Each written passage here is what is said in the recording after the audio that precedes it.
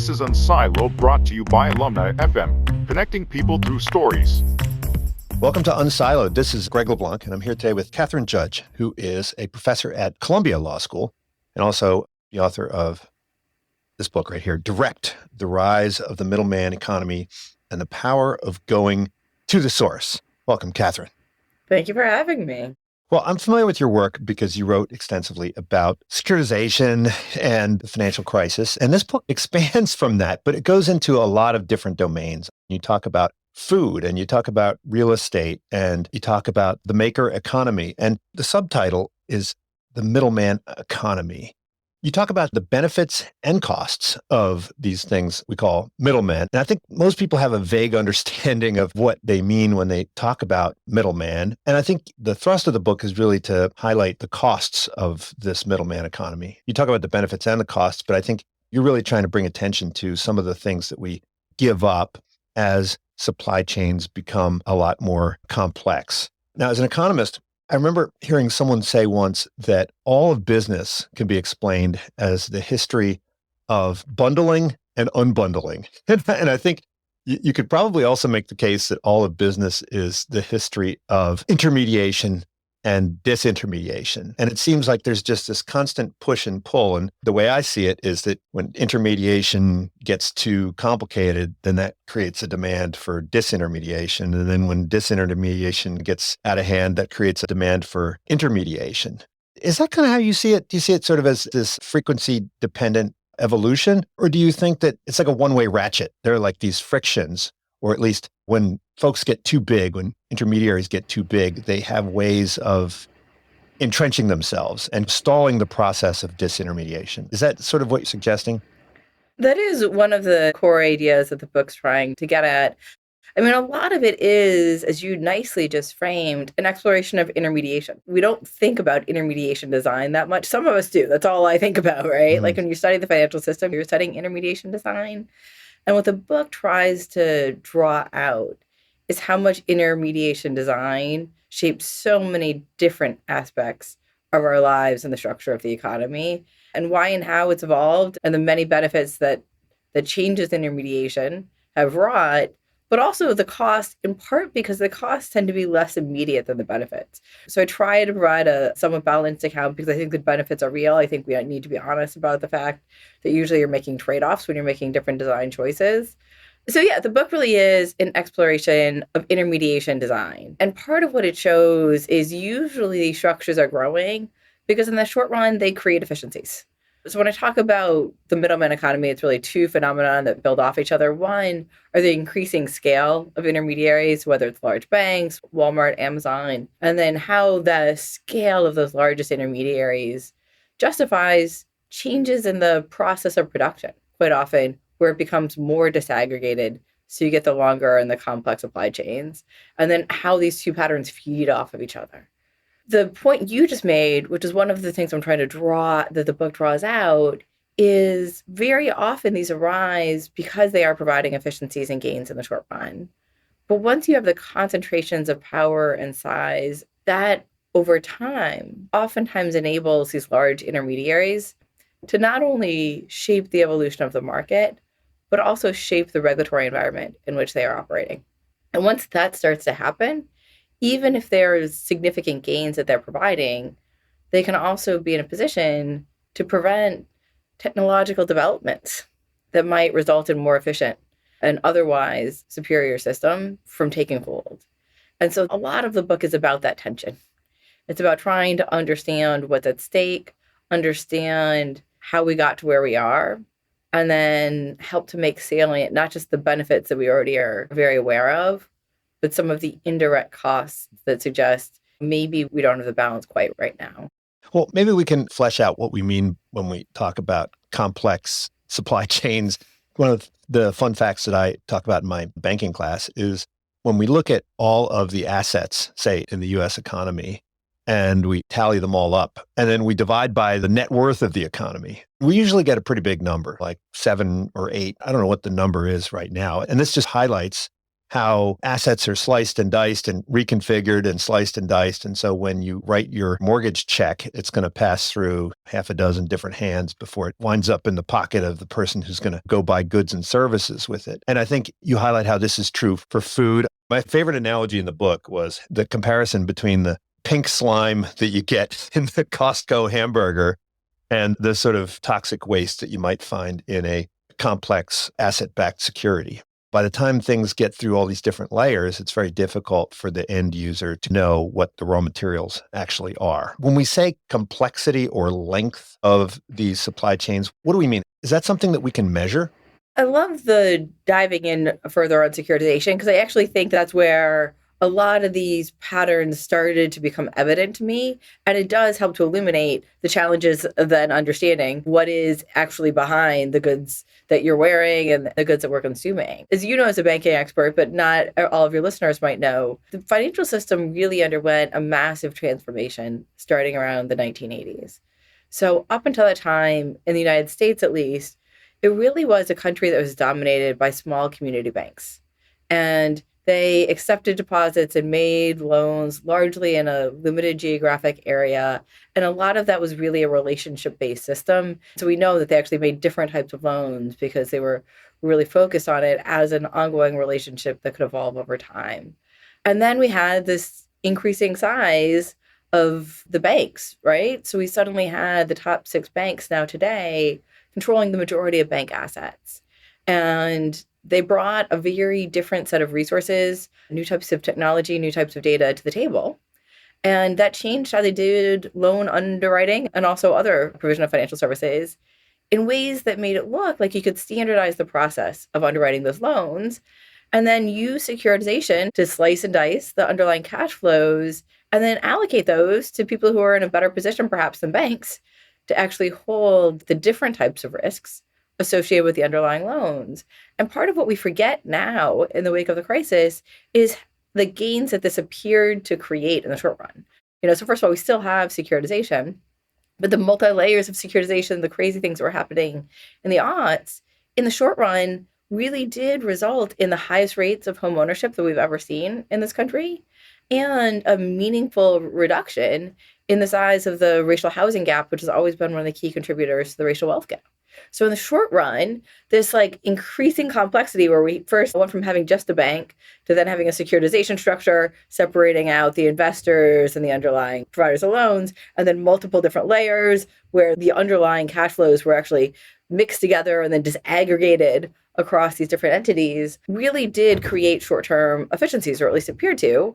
But of course, then in 2007 and really in 2008, the other shoe dropped. And part of what was so interesting to me as somebody who spent a lot of time studying that period is if you go back, by any metric, the crisis started in August 2007 at the latest. So there were really 13 months that we were in the midst of a financial crisis before the famous Lehman weekend, before the near failure of AIG, and before things got really, really bad. And you go back to things like the transcripts of the meetings of the FOMC, the Fed body that makes their meeting transcripts public, and they're aware that there's very significant risks, but they can't figure out where they are. And you look at what was happening in terms of market functioning, and you similarly see that actually everybody knew that there were challenges and that they were actually relatively finite in terms of where the risks lie, but nobody could understand how that risk had been reallocated across the system. So you had more than a year of both policymakers and market participants really trying to play catch up and being unable to do so. And even when Lehman failed, we actually now know that the direct exposures to Lehman weren't that big, but instead the challenge was nobody knew how big other banks' exposures were to Lehman, and nobody wanted to take a chance going ahead and engaging without that information. And so part of what I started to realize in finance is true other places is you had the scale, and there's a mechanism through which they changed the regulatory regime, which enabled all this to happen. But these incredibly large intermediaries and these more complex chains, which enable this hyper specialization, really oftentimes can seem to create short-term efficiencies, but a lot of information gets lost. You're contracting around the information that you think that you need. We think we can use technology to make soft information hard, but the reality is it's still a subset of the relevant information. And then I would say, look, recently, we've seen the exact same thing with the real economy, where suddenly real economy companies had optimized their modes of production.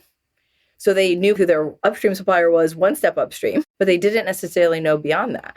And first, that's resulted in a lot more dysfunction as the economy came back online after the pandemic.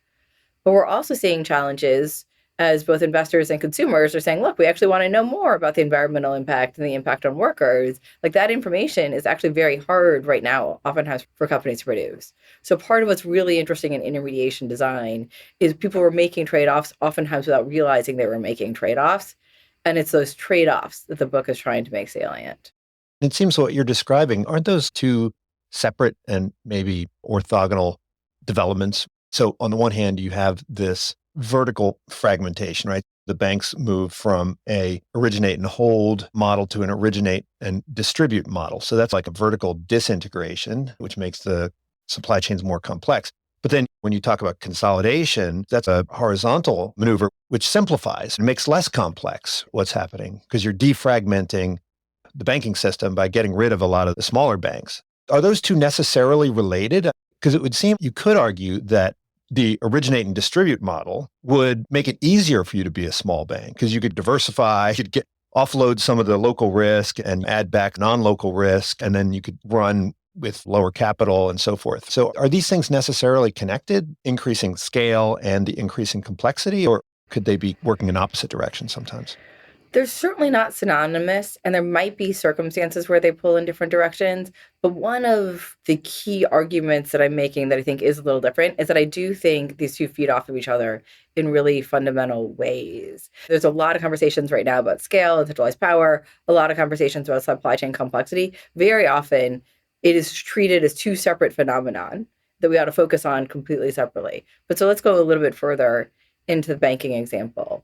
One, it really was the large banks that originally started to use more of the standardized metrics, which is one of the key elements. And they were coming to the table with different types of models that also enabled the subsequent securitization. So you're certainly right. Community banks also got into the game. Community banks also potentially had significant gains. The whole idea originally of securitization was we were going to make banks more stable because the interest rate risk that they were otherwise exposed to and that had hurt them so much in the S&L crisis could now be borne by a different set of investors. And one of the significant drawbacks of community banks as they were historically operating was that they had so much exposure to the local economy. And so you're now able to diversify. So there were a lot of stories for why this was a good thing. But a lot of it was, I think, the larger banks that initially, at least, and government programs, the government-sponsored enterprises played a really big role here, that allowed the apparent standardization of what were inherently, to some extent, idiosyncratic loans. And similarly, the largest banks were some of the critical actors in ensuring the regulatory environment that allowed all this to happen. One example of this is we did see a rise in predatory lending in the aughts, and now that is widely recognized. But actually, while that was happening, the states were quicker than the federal regulators to appreciate what was occurring. And so Georgia and a number of other states said we need to have more aggressive anti-predatory lending practices, particularly around home loans, because there's a lot of things that are happening to Georgia residents that we're really troubled by. And so they, at the state level, adopted additional protections in connection with making sure people really understood what they were taking out for home loans. And then the large national banks went to the Comptroller of the Currency and went to the Office of Thrift Supervision, so the two big federal regulators, and they said, look, these little Georgia state regulators don't understand what they're doing. What they don't understand is Georgia residents are going to be better off if they have more access to credit. And being able to create a national uniform market is key for us to be able to engage in securitization. And securitization is how we're going to be able to provide them that additional credit. So what you need to do is preempt, use your federal authority to preempt these applications of these state consumer protections.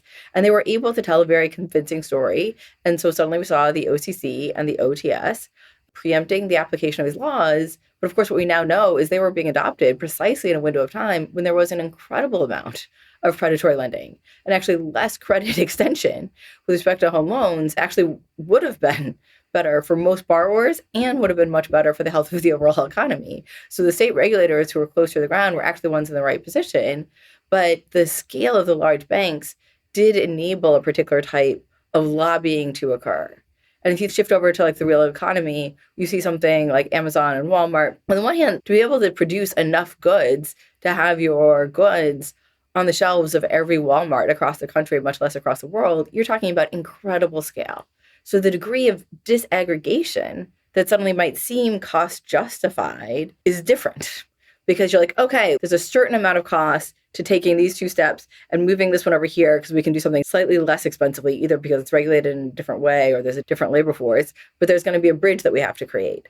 And the likelihood that we're going to be able to justify the cost of creating that bridge goes up as the sheer volume of goods that we're producing goes up. So part of what you're seeing is that the economies of scale do shift the nature of production, particularly when you think about both the IT and communications and the transportation technologies that have developed over the last century, change the nature of production. And you again have those very large intermediaries helping to try to shape the rules in a particular way. I think they took it down now, but Cargill always had this beautiful website, fedbytrade.com. So Cargill is one of the biggest private companies in the world, but one of the biggest in the United States, incredibly active food middlemen worldwide. They've been actively lobbying in the United States, Europe, and elsewhere for the free trade laws that enable the more complex chains. So I agree that there are different things, and very often, as an academic, I much prefer to say, let's just focus on this thing, and we can bring rigor by studying this thing in isolation. And I think part of the reason I chose to actually undertake this as a book and look across so many different domains is that when we're looking at all these different things in isolation, there's actually a broader pattern of the way the two feed off of each other that we're missing. And so they're certainly not synonymous. You certainly have the possibility of having one without the other. But I do think there's multiple mechanisms through which the information and expertise and infrastructure that the largest intermediaries create gives them outsized power in ways that also facilitate fundamental shifts in the nature of production and the regulatory scheme. Now, in the book, you define middleman very expansively. Walmart shows up as a middleman, but you also talk about Walmart as displacing middlemen because they got rid of the wholesalers that would normally supply mom and pops.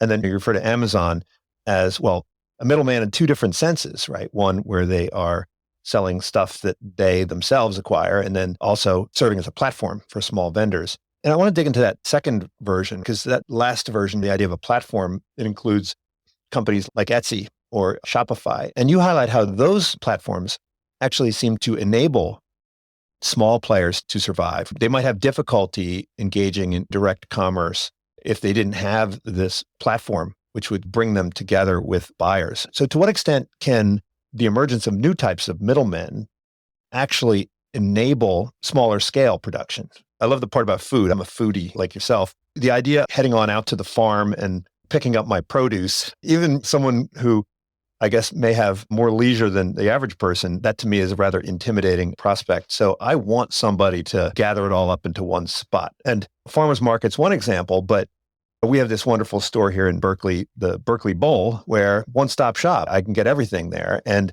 that's not a farmer's market. They actually buy the stuff and sell it like Whole Foods does. Do those sorts of platforms actually enable smaller scale production and to some extent facilitate that connection that you talk about between the buyer and the seller? I think that's certainly the case. And actually, that's among the many reasons I think it was such a timely moment to write the book. We are seeing technology being used in different ways. On the one hand, you do have these really large intermediaries, Amazon and Walmart, that we think about that are doing an incredible amount with data in ways that are helping to strengthen their position. At the same time, we are seeing technology come in and actually enable a disruption to some of the largest and most entrenched intermediation schemes and enable a really different type of exchange. So I do think that the nice thing about the internet is not only that you and I can be talking in New York and Berkeley, but you can suddenly have a significant scale at the point of intermediation while maintaining something that's more personal and individual and smaller scale on both sides. Part of what's really interesting about platforms is within the platform economy, you actually have a microcosm of the broader trend that we're talking about. So if we think about hyper intermediation on one side, and yet you actually go to the farm on the other side, really a lot of the point of the book is not that we want to get all the way to the other point.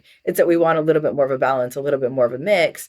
But platforms are coming in, and depending on how they're designed, they either are operating much more in the ways we associate with the Middleman economy, or they're Etsy or Kickstarter and these other sites that actually allow, through their architecture and through design choices that they're making, a very different type of connection and understanding and a different level of communication to happen between the buyer and the seller. So you're not just relying on kind of a star rating that Amazon has put in place, but a more personal set of interactions in the process of transacting. There's a framework that I use in my finance classes, my banking class. You didn't use it in the book, where we talk about direct search markets versus broker markets versus dealer markets. And they behave differently. And in the conventional story, where it's seen as sort of a progress, where you move from direct search to a broker, and then the broker reduces transaction costs, and then ultimately to dealer. And a dealer is seen as like, that's the pinnacle, right? That's when you've really made it to the big time, because you've got some intermediary that takes inventory and greases the skids of commerce. Are there differences when we think about brokers versus dealers? Are dealers, we think of them as being good, but I think you're arguing that when we make that move, when there's someone standing between the buyer and the seller and keeping them apart and preventing them from interacting with one another, something's lost. So what is it that's lost? I know this is going to be different when we're talking about consumer goods versus, I don't know whether the lender of a mortgage loan and the borrower of a mortgage loan need to sit down and have coffee with one another. But when you're buying food or some kind of other clothing, why is it that people want to have some insight into where this stuff is from? Yeah. So first, the point that you just made, distinguishing finance from other types of goods, is critical. And part of what we're seeing, there's not a single optimal level of intermediation, partly because it's going to vary depending on as technology continues to evolve. Partly it's going to be individual preferences, but it's also going to vary significantly across different types of industries. So one of the examples I use in the book of direct gone wrong in some ways is peer-to-peer lending. So the idea was, after the financial crisis, we don't like banks. So I'm going to sit down and I'm going to read all these nice stories of individuals, and then I'm going to help make loans directly to those individuals, and they're going to get a loan directly from this other person. And so we're creating this nice, non-bank reliant way of moving money from one person to another. And of course, like, everything went wrong with it. It turns out individuals are really, really bad at assessing credit risk. The default rate were crazy. All of the implicit and explicit biases that individuals have come into who they're willing to make loans to. So whether you're overweight, if you're Black, those things were held against you in terms of your ability to access credit in ways that are really troubling. And also, giving money today with the expectation I'm going to get money back tomorrow doesn't create warm and fuzzy feelings. So I think a lot of finance are areas where you want at least one. There's still reasons we might not want CDO squared. So many different layers that massive amounts of information gets lost and rigidities built in that actually make the overall system more subject to breakdown. So there's still reasons to think a lot that the number of layers matter and the intermediation design matters. But direct is probably not going to be optimal when you're talking about something as fungible and as conducive to fraud as a lot of financial transacting is. By contrast, we thought we wanted like nothing more than low cost and convenience and choice in a lot of consumer goods. And we have that in spades. So we're buying more clothes than ever. We can buy food in ways that are incredibly easy. We are actually eating more than ever. But we also have both the obesity epidemic and a loneliness epidemic, even before COVID. So like all those things that made things so easy also left us far, far more isolated, and also really just unaware of the way our actions impact others. So part of the call to direct is not that we're going to go to direct in all aspects of our lives, but part of what I started to realize for myself was the way these structures actually just blinded me to the way that my actions, the decisions I was making about how to clothe my family and how to feed my family, the impact that we were having on the environment, on other people, like I actually didn't know. And when I wanted to know, I couldn't find out. And part of what is interesting about doing even a small amount of direct, whether it's like going to farmer's market, or if you hate to cook, don't go to the farmer's market, but maybe you have a local coffee shop that you like, is you're actually reminded there always is somebody on the other side of that transaction. There are people and places behind all of the goods that we're bringing into our lives. And once you start to reawaken that awareness, that becomes a mechanism for also helping to build a political will to thinking about what do we want those structures to look like? And what are the trade-offs we're willing to make? And what are the trade-offs we don't want to make? And, finance, where you and I spend a lot of time, is where we're seeing one of those big shifts. Like, for a long time, we assumed investors wanted nothing more than maximizing risk-adjusted returns. And we built a system that was all about maximizing risk-adjusted returns. And now we have trillions of dollars flowing into funds where people are saying, like, no, I actually care about things like the environmental impact. I don't think government regulation alone is going to do it. So I want to use my wallet and use my investment portfolio to also further some of these values.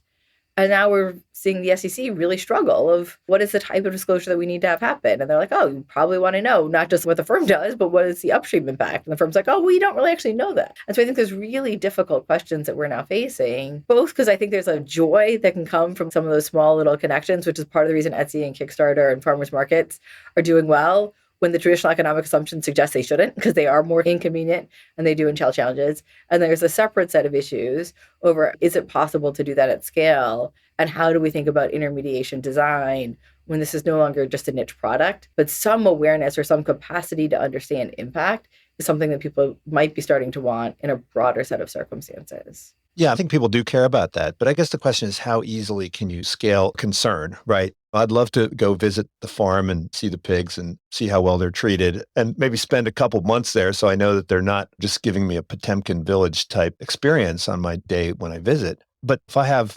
500 ingredients in a typical meal, this is unrealistic. I'm not going to be able to visit the place in India where the cinnamon is grown and so forth. Doesn't that create a demand for delegated monitoring, just like in banking, where we delegate to somebody else the ability to inspect? I mean, that's what a Whole Foods is for, right? If you trust John Mackey and you think he's well motivated and you think he's incentivized to inspect his supply chain, then you don't need to think about it. You go in there and you buy your meat there and you assume it's going to be treated better than if you go to Costco, right? Doesn't that really create a demand for scale in intermediation layer? How is a concern for quality any different from the concern over price? Or why would the concern for humaneness or environmental impact be any different from the concern for creditworthiness? Aren't these things where expertise can scale? So we are certainly seeing a lot of demand for precisely these types of services. This is why there's a lot more demand for organic foods or for products that have something like a fair trade label. And the idea behind those labels is just, as you said, because we are now in a system where the process is not directly observable. So quality is directly observable at the endpoint, but the upstream impact is not directly observable. And so then the question is, how much do you know about that? How much do you care about that? And right now, for a long time, at least, the assumption was effectively zero. And now we're realizing zero isn't the optimal answer for a lot of people and for a lot of goods. And so we're trying to figure out how to shift. One portion of that is an effort to create particular products where there's a third-party verification on what the impact is going to be. I would argue, and I have a bunch of evidence in the book, suggesting if you think about those verification schemes without also thinking about the structure of intermediation and just how many layers they are, you are very likely going to fail. There's sadly a lot of evidence suggesting, for example, organic is a set of rules. And as you and I both know, for credit rating agents and all these other things, when you create a set of rules and you say you're going to be able to charge a premium if you're on this side of the line, but you're not if you're on this side of the line, instead of having the good faith efforts that you get when people actually are really close to their land, where they say, look, I don't even need my CSA, they don't even need an organic because I'm there every single week. Other people are there every single week. We're watching everything that they're doing. But you're right, that's not scalable. So instead you have these set of rules. And then there's a lot of concern that what you instead get are people just on this side of the line. So they're able to charge that premium, but they're still doing monocrops that can have adverse environmental effects. And they are doing absolutely everything they can to maximize profit subject to a rule scheme. So you're always going to have gamesmanship is one challenge, which again, doesn't mean that we don't want to have these schemes, but we need to be aware of how imperfect they are. And that very often when you put them into place, some people might be operating in really good faith. and say, like, look, there's a sense of principles. And other people are going to say, here's a set of rules, and I want to game the rules. We see similar evidence with fair trade, where actually when you start to go in, we're not actually seeing the impact that you want to have. Some workers are treated better, other workers are treated much less well. And so the actual impact, sadly, oftentimes isn't what you think it's going to be for what you're paying a premium for. We've seen efforts and pressures put on different types of manufacturers to bring about fundamental changes. Shocked that there was actually Congress really almost took actions to try to force information about cocoa production because there had been so much work with child labor. And then when they went back 15 years later, despite all the large chocolate companies, their trade association, and noted policy figures entering into a written agreement saying, look, here are the changes, like those changes weren't brought about. And again, because a lot of times the chocolate makers didn't actually know where the cocoa was coming from. And so we still see actually even higher rates potentially of child labor because it's not observable. And we've seen similar challenges with ESG. Europe is further ahead, so that's where more of the empirical work is coming out. And so, for example, if you look at some of the early green bonds, when you subsequently go back, it does look like if they issued a bond and said, look, we're going to use these proceeds in this particular green way, they did use the proceeds of those bonds in a particular green way, but the overall financing of the company is otherwise fungible. And the overall carbon footprint of those companies didn't actually change, right? So they just said, okay, we'll just use other sources of funding to do all these other things that actually aren't bringing about a meaningful change in our operations, which doesn't mean that we don't need third-party verification systems. But a third-party verification system, if you're doing nothing else to simplify the chain, to actually make that system potentially work well, is unlikely to be as reliable as we want it to be because of the economic incentives involved once you're an investor or a consumer willing to pay a premium.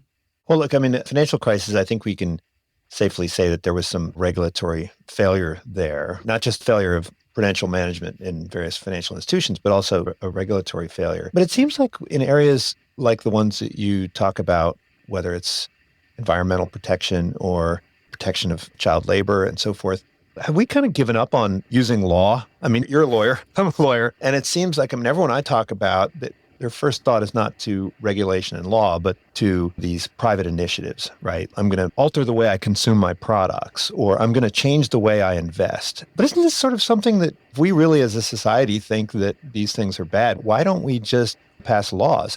Part of your argument is that the same opacity that we face as consumers is faced also by regulators. So is there an argument in favor of restricting the complexity so that it makes it easier for the regulators to see what's going on? Is that kind of like a second best? If we had infinite capacities as regulators, then we could allow as much complexity as we want because we could see right through it. Would laws around managing complexity be a second best way to facilitate our limited capacity for scrutiny?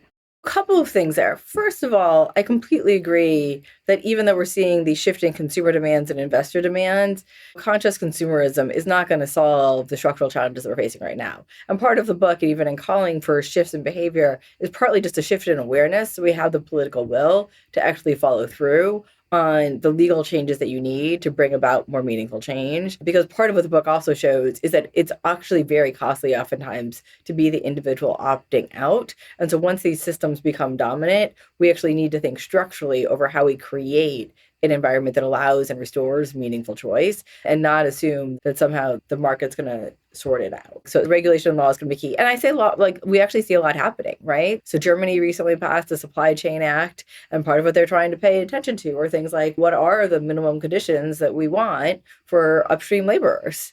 Similarly, for the United States, partly because of the geopolitical moment, we have started to say, look, we've had all of this evidence of Uyghur forced labor lying behind goods that are entering the United States. We didn't outlaw slavery here just to enable it in other places. And so there's reasons I think we started with China, but we are seeing legal efforts to try to say, look, we want to do this. And then part of what's interesting is in all of those instances, very often the companies at first are saying, look, we can't do that because we just don't know.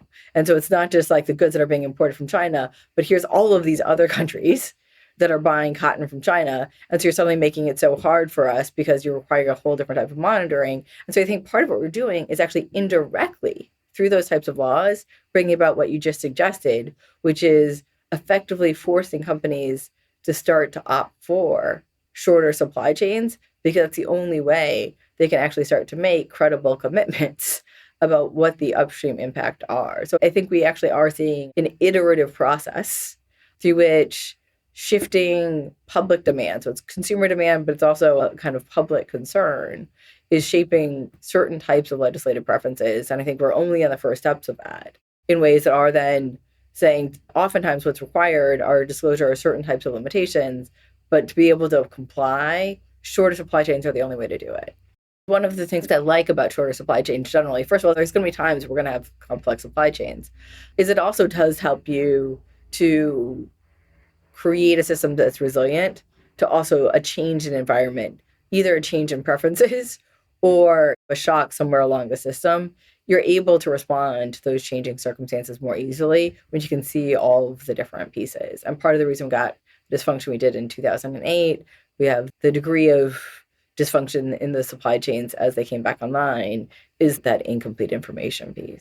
Don't shorter supply chains sometimes mean more scale? So if you think about Warby Parker, for instance, or all of these other direct-to-consumer companies, Warby Parker has probably put a couple hundred optometrists out of business. And think about the real estate industry. You have this wonderful case study of real estate where you talk about how the real estate agents have entrenched themselves and created monopolistic rents that every time somebody buys a home, you got to pay 6% to these people, right?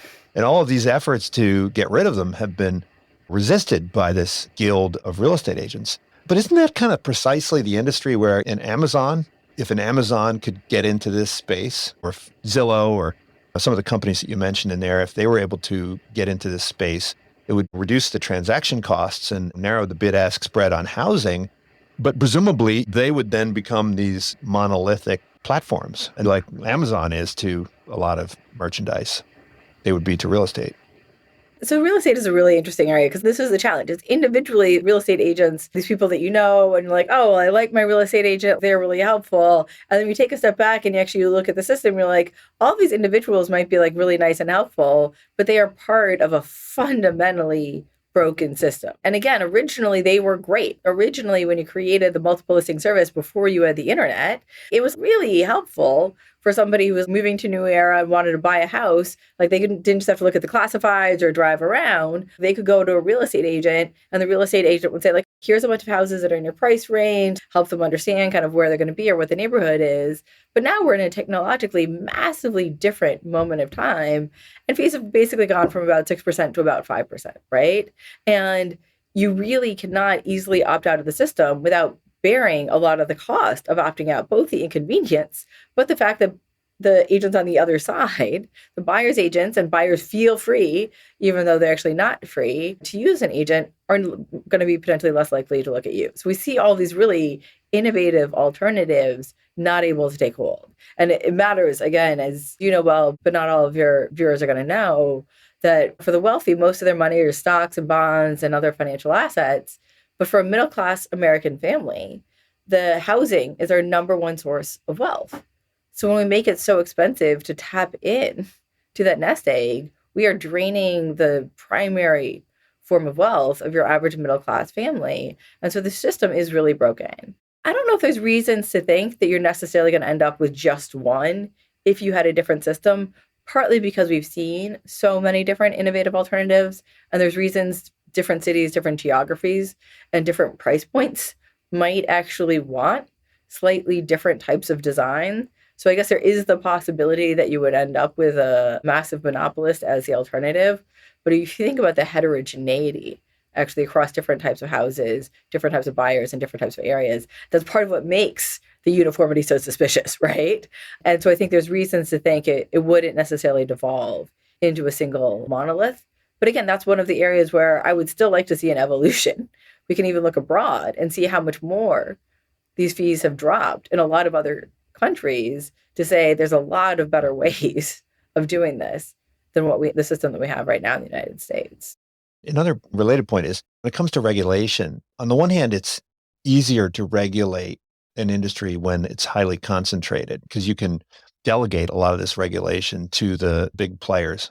The classic example of this is the New York Stock Exchange, right? So when the New York Stock Exchange had more or less a monopoly on the trading of stocks, it was just sort of an arm of the SEC. And if you have hundreds of different places where people are congregating, then it becomes a lot harder to regulate. But then the flip side is that when you give that much power to this one organization, then they have the ability to change the game in their favor. How do you trade off ease of regulation with regulatory capture. The New York Stock Exchange is a great example of this. I mean, because they built this great infrastructure, it did make it a lot easier to engage in trade. So at first it reduced the cost of trades. But then they also really did lobby hard for systems that protected them. So we saw fixed brokerage fees far outlasting the time that they were justified. And again, I think people oftentimes think about regulatory capture as a term you use, and that's certainly kind of part of what happens. But part of what's important to know and why intermediaries have so much influence is once they really understand the market so well, they're usually able to come up with these semi-credible stories over why what the regulator thinks is going to be good for investors or consumers actually isn't going to be. So as we saw that in banking, so when they wanted to get rid of the fixed brokerage fees, they said, look, let's just make this a little more competitive. The brokerage firms came out, the New York Stock Exchange said, look, if you force us to compete, we're going to do exactly what you just said. There's going to end up just being one. Right now, there's a lot of different houses. It's really healthy. It's healthy to have so many different choices. And what you're going to end up with is massive concentration. So you're really going to have a monopoly or an oligopoly. And so that competition is going to be destructive. And so not surprisingly, regulators were much slower to allow the fixed brokerage scheme to end. And a lot of additional rents were collected by all of those New York Stock Exchange members in that process. Finally, the SEC got off the backbone to say, you know what, you're telling us the story, but we're not going to fully buy it. And then they allowed competition. And what did we see? There were a couple of brokerage firms that failed, but we actually had much healthier competition and fees came down significantly, putting all investors in a much better situation. And there is, I think, some of the trade-off that you're saying, and part of what the book is illuminating is just that there are trade-offs. At the same time, there's reasons quite often, I think, to be skeptical of some of the horror stories that you tend to get, even if they seem like credible horror stories about what are the bad things that are going to happen. And again, I think a different view than many people, I still think you need to talk to industry because industry really does understand how domain operates. But I think you need to not only take with a general grain of salt any lobbying activities, but to understand just how much skepticism you should have, you need to understand the business model. And so part of the idea in the book is as individuals, but also policymakers, really understanding what is the business model of a particular intermediary can provide a lot of insight into how much to trust them and where to be more skeptical. When we have these centralized platforms, it's easier to monitor bad behavior. People complain about Twitter and Facebook, the market power they have, but they can identify hate speech and terrorist videos fairly quickly and suppress them. Whereas if you had more of a peer-to-peer system, a decentralized system, it would be really, really difficult to identify it and stomp it out, right? I was thinking in terms of exchanges. So you've done a lot of work in the derivative space. I remember back in pre-2008, and I did some work on this, most of the swaps trading was over the counter. And so part of Dodd-Frank was to try to force that towards some kind of more centralized platform so the regulators could have visibility into what's going on and so forth. And of course, the vested interests resisted this. They wanted more direct interactions. They wanted to be the ones that ran the show in this very fragmented way. So are there cases where more centralization and more scale can actually lead to more stability as opposed to less stability or less brittleness? Yeah, and this goes back to the point that you had much earlier on over the way platforms can also enable scale and small scale at the same time. So that's why there's not like a single answer to what these should look like, because sometimes understanding thoughtfully the intermediation design helps us to understand, do we want scale or lack of scale at this level? Because that might allow different types of things to flourish in other areas. So oftentimes when you're thinking about a regulatory strategy, you want to think about the whole chain and the whole map, try to figure out what you're trying to achieve, and then try to figure out what are going to be the trade-offs over how we deal with this particular layer in this broader system. And what is it we want at this layer? Do we want innovation here? Or do we want to actually have a bunch of neutrality rules here so we spur more innovation at other spaces? And so you're going to want to think holistically about the overall system when you're trying to make those types of trade-offs. And there's certainly times and places where scale combined with oversight at a particular node along a chain is certainly probably a healthy way to go. You just want to be really mindful about when and how you're allowing that to happen, because we've just had such a long history of things going wrong when that happens. Now, towards the end of the book, I thought you had some really interesting speculations on the connection between complex supply chains and loneliness. And this is obviously, venturing into some. Yes, speculations, I think, is the right term there. Yeah. This is where. This is the kind of stuff I love to talk about. I love speculations because usually speculations lead to research and then research leads to insight. I was wondering if you could just talk about that a little bit. Correlation doesn't imply causation, but we've certainly seen a rise in loneliness and disaffectedness and so forth. How could you potentially tie that to the patterns of manufacture and distribution that you see? I mean, I think right now we are at a moment of trying to think differently over individually what we want, but also as a society. What is we actually want out of our economy? And I think for a long time, we did have a certain set of assumptions that it was about low cost, it was about convenient, it was about cheap and easy. And all of that actually tends to be catering to who you are and where you are. And so inconveniences that are taking you out of where you are seem like, well, that's adding a friction. What do we want to do? We want to get rid of frictions because like frictions are costs and we're going to be better off without them. But you realize that like some of those frictions are also where meaning and connection start to happen, which doesn't mean we want to introduce them all over the place and have people standing in lines arbitrarily, but being more thoughtful about the fact that, yes, we have this hat we wear as consumers. And so the time and money that we're having to invest in goods potentially are affecting the net consumption joy we're getting from a good. But that's really only one hat we wear. And that we've been so focused on that hat, we haven't been thinking as much about the texture and nature of those interactions. Part of what's interesting is direct exchange actually is already on the rise, even though it involves all kinds of inconvenience. Mm-hmm. So we've talked a couple times about these community-sponsored agriculture and farmers markets. Those are inconvenient. As you pointed out, like they are inconvenient relative to a modern supermarket. But guess what? They're also growing and spreading. Those are points where then you have this interaction where you're not only learning about the good, but it's also a social interaction that you're having with a person who is actually oftentimes connected with the grower of your food or otherwise connected to the source of the good. And a lot of the psychological literature is really interesting because a lot of those repeat but casual interactions can be a meaningful part of starting to combat loneliness. There's the core friendships and the core family structure, but a lot of it also are those types of frictions that actually brought meaning in ways that I don't think we appreciated until we really smooth them away. Learning how to thoughtfully bring those back or enable them, or to just take a step back and look at the fact that people are already doing this, I think does help us to see like sometimes getting exactly what you want might have costs that are different in form, but actually potentially more important than the ones that are the actual kind of good you're taking home. You're talking about bridging this gap between your instrumental and commercial life and your social and friendship life. So one view is that you buy your merchandise and you invest your money, and then that's all anonymous interaction. And then you go and you do your sports with your friends. But getting to know the people you buy and sell with is creating a more porous boundary between those two different domains. And I know a lot of people that are in angel groups. And so they direct a lot of their investing towards these founders. Now, look, the returns, the risk-adjusted returns of these activities is lower than what they would get in the S&P 500. And it also sucks up a big chunk of their time. But I think in terms of the meaning that it makes for them, it's quite substantial. So do you see this dissolution between the commercial and the professional and the personal lives as a way of enhancing meaning? Yes, I think that's exactly the idea. And I love your example, actually, because it's another example of the way people are already doing this, right? We have a set of assumptions, and there's a bunch of behaviors that don't map those assumptions. And rather than assuming like there's something wrong with those behaviors, maybe those behaviors are actually a revealed preference of what people want to find in their lives. They're not going to probably do that with their entire portfolio. Some of it's going to be in an S&P 500 index.